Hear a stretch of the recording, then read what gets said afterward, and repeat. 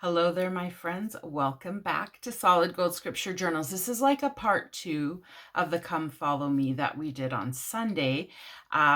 Today in seminary, we studied Mosiah. I think it was 21 to 24.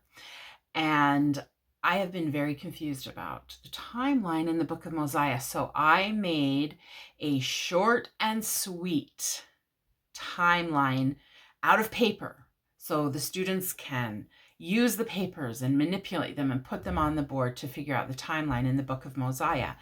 I think it helps understand the stories that are going on, and I frankly needed it for myself.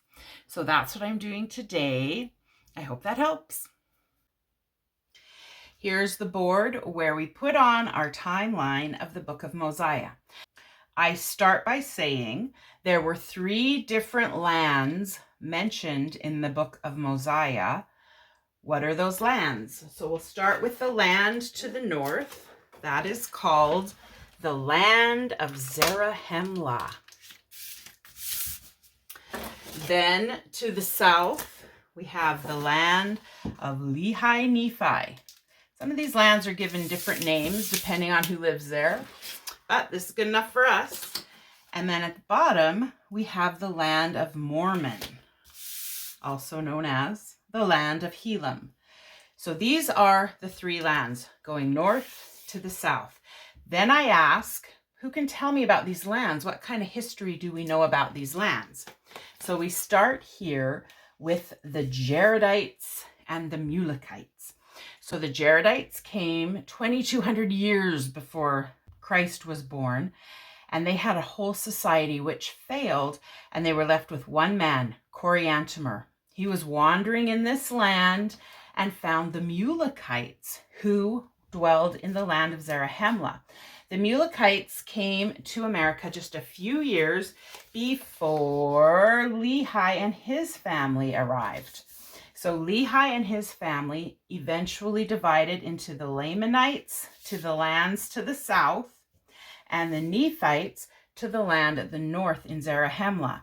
The Nephites and the Mulekites found each other, and they all became the Nephites, and they all lived to this land in the north. Then I ask, who ruled in each of the different lands? So we'll start with here. In the land to the north in Zarahemla, we had King Mosiah, and King Mosiah is the ruler who the Book of Mosiah is named after, righteous King Mosiah the first. His son King Benjamin ruled, and he was a righteous man. And then his son King Mosiah ruled, and he was a righteous man. Who ruled in the land of Nephi-Lehi? We had these 3 men here. We had Zeniff, and Zeniff came from the land of Zarahemla. He was a Nephite, and he wanted the land of his inheritance, where the Nephites used to live. So he came here. His son was wicked King Noah, and Noah's son was righteous King Limhi. And then who was the leader in the south? Well, that was Alma. So we're going to talk a little bit about each of these men. First of all, King Noah was wicked, and Abinadi was a prophet who came to teach the people about the gospel of Jesus Christ, and to point out to them that Noah and his wicked priests were not living the gospel of Jesus Christ. Noah didn't like to hear about it, so he put Abinadi to death. Alma heard Abinadi, believed on his words, and escaped to the land south.